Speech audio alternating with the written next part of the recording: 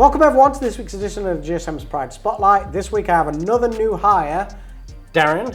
Nice to meet you. It's nice to meet you. Thanks for coming in. Yep. So we're going to call her D because she prefers to go by that because no one pronounces her name correctly. Probably me just a second ago, right? Yep. It's Daryenne. Daryenne. Daryenne is how you pronounce it properly, but we're just going to go with D. So, welcome to the team. Yep, thank you. Thanks for joining me. I'm excited. So I always start in the same place. Born and bred St. Louis? Nope, I'm from Alabama. Born in Alabama. Whereabouts in Alabama? About 45 minutes of Tuscaloosa. Okay. So northwest, small town, Hubbartville. So I usually go into the next one and say what high school you went to because it was St. Louis, but it's irrelevant because no one's going to know who your high school was, right? Tiny school. Yeah. 19 in my class. 19? 19. Jeez Louise.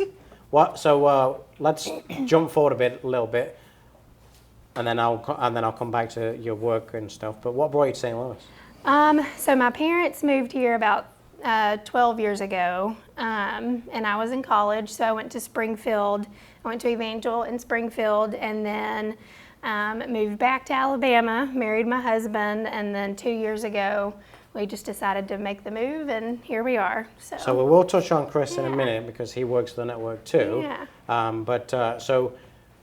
Did you go to college in Alabama? I went to college in Missouri first. I went to Evangel University, and then when I moved back to Alabama, I went to a community college there. Okay. So I kind of did things backwards. What did you study? Yep. So when I went to Evangel, it's a Christian school, so I studied theology. And then when I went back down to Alabama, I studied family relations. So child development and social work. So what was your plan going into that coming out of college? I didn't really have a plan, to be honest. I just chose something that I thought I'd be interested in. My plan when I graduated high school was to go into the military, and ended up having a knee replacement. So then I just had to choose a different path. Theology sounded fun just to study because I am a Christian, and my family, there's a lot of theologians in my family, so seemed like the right path to take. So then I did that, and when I moved back to Alabama, like I said, I started doing social work because I wanted to make a difference, but still didn't feel like I was meeting my full potential. So what was your first job out of college? I was a child development director, so I directed a preschool. Oh. Yeah. Another preschool teacher, I guess. So I directed it. So I don't know if you know this. Daniel supposedly that was what his first job was a preschool teacher. Interesting. Yeah. I'm sure. I wonder who had the most energy out of both of them. I don't know. I wasn't in the classroom very much. I stayed in my office, but yeah. So what did you do when you was the director? Kind of just. I was everything. I was basically the principal, the nurse, managing the staff, doing tours, enrolling children and families into the program. We were a private school, so we did a lot in the community. So I did a lot of hosting events and doing public speaking and things like that. So after that, what was your next line of career? When I moved here, I directed another preschool in St. Charles, and it was fun. I loved it. But again, I just knew there was more out there. So I did that for a couple years until I ultimately made this switch. So. Well, there was something in between that, though, right? Yes.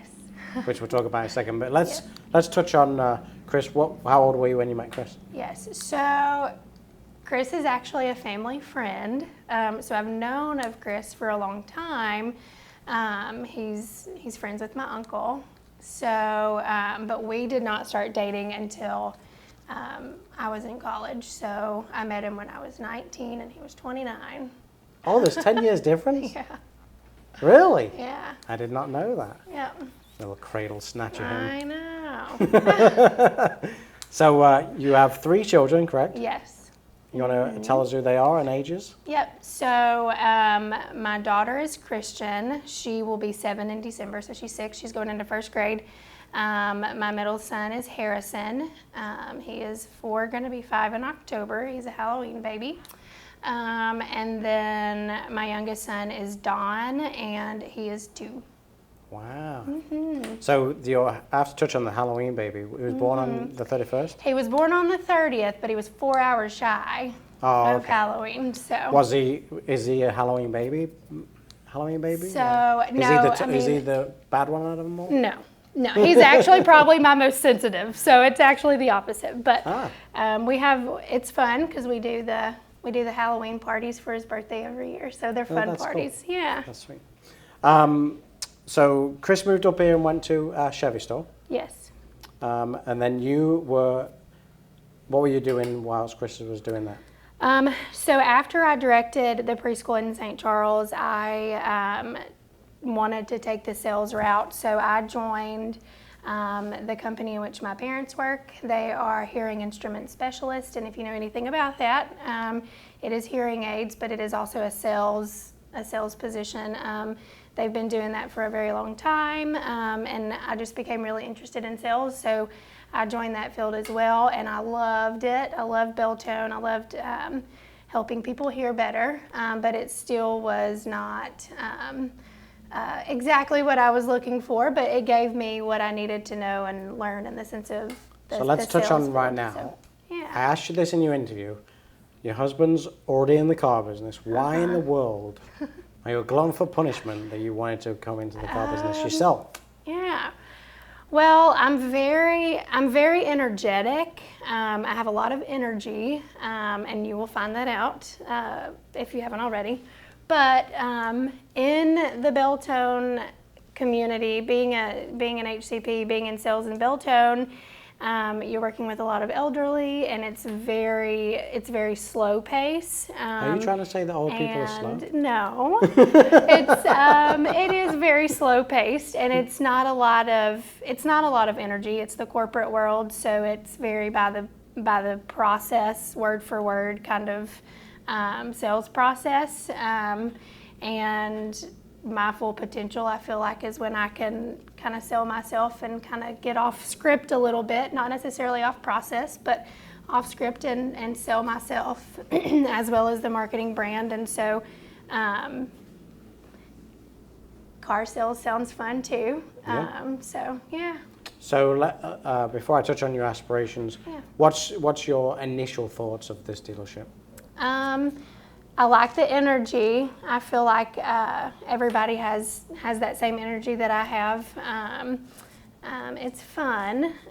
You joke around, you have fun. That's also what I was excited about. I don't like being serious all the time. I like it to be fun, and so that was the first thing that I noticed when I came. We have a good time. Because that's the car business. We're never serious ever. We have a good time, Yeah. and I've only been here like a little over a week, so it's been good. Yeah, we're professional, by the way. We're just not serious. Yeah, and that's what I like. It's good. So aspirations for the future. So the other day when we were doing our sales training, you asked that question, what's our why? And that was impactful for me. Since you listened, you've heard that all before. When that was impactful for me because I needed to think on that and ponder on that for a while.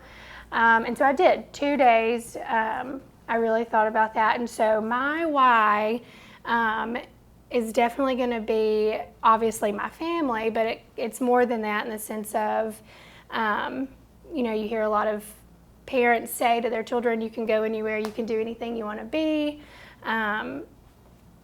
But I feel like that is very hard if you yourself aren't doing it as a parent, because so you're trying to set the example. Yes, and so I've had multiple roles. As a child development director, I was an HCP for Belltone. It was a sales position, but it was also a medical professional position, and now I'm in car sales.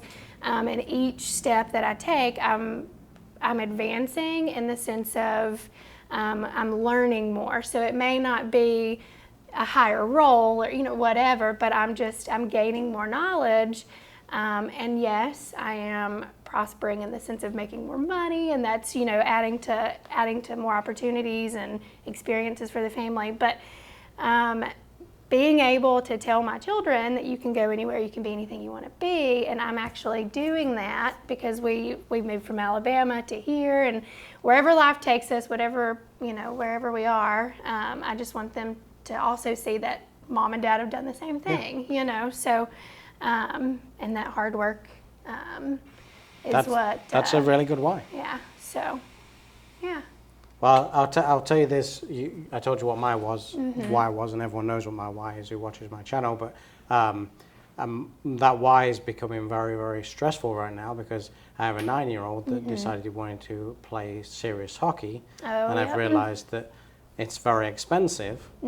So I never want to stifle him, so I have to keep paying it out, and I'm sitting there going, what am I doing? I know. Well, I would be going against my why if I said you can't do that. You can't do it. Nope, exactly. We're kind of seeing the same thing right now. My daughter's a competitive gymnast, and I know that can get expensive. Yes, just the leotards and the bows, and it's expensive. And so she's only 7. She'll be 7 in December, and we aren't even seeing the start of it. You know what I mean? Oh, so it's getting close. So Oliver yesterday, he keeps telling us he wants to be a goalie. And I said, listen, no, it's not going to happen.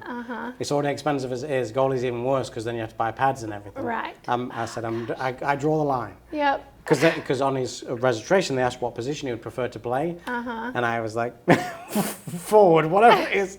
It's the cheapest option. Don't That's go. That's funny. That's good. So, yeah. That's just something. Well, thanks for joining me. Yeah, you're welcome. We will reconvene. This was really just more to introduce yourself to everyone who watches my channel. Not that many, but there's a few. We have a few cult followers but hopefully eventually we'll get bigger, so your audience will be bigger. Do you want to tell anyone at home what you come in and buy a car from you or sell yourself on anything? Yeah. So actually, this is a good opportunity because I am just getting started on my social media thing. I've never really been big on my phone and social media, but I'm getting there. And my husband's been helping me. Well, Chris does a really good job. He does a really good job, and so he's been helping me a lot. But anyway, so I don't have a lot of friends on Facebook and Instagram on social media, but you can add me on there. That will help, and that way I can grow my business in this state, as well as, we have family and friends in Alabama that buy too. I'm going to give a credit where credit's due. Yeah. One thing that Chris doesn't have out there, don't have Zach. Yeah, doesn't have Zach. Zach can help you with all that. If you want to do any good. videos or promotional things for yourself, we both of us have been looking for somebody that will run with it for such a long time. Yeah. If you want to go down Chris's path with it, do it, because we are pretty desperate to find someone who wants to do it that. Yeah. Because I've personally seen reap the rewards from it. A lot of people ask me why I do what I do with the channel. Mine really is just visibility. Right. It's I don't do this for money. I don't gain anything out of it. In fact, it costs me more money than I spend and then I get back. But it's more to just get your brand out there, and that's what you need to do for yourself, is build your brand. Yeah, It doesn't necessarily have to have a title or a logo and all that kind of stuff. It just you're your brand. You need to get that out there so everyone knows who you are. Yeah, exactly. Especially when you come from a different state. Yeah, exactly. So good. Yeah. Well, thanks for joining me. Yeah, well, good. Thank you. As always, over at Fusz Ford, we can replace the car, not the customer, and I'll see you all next week.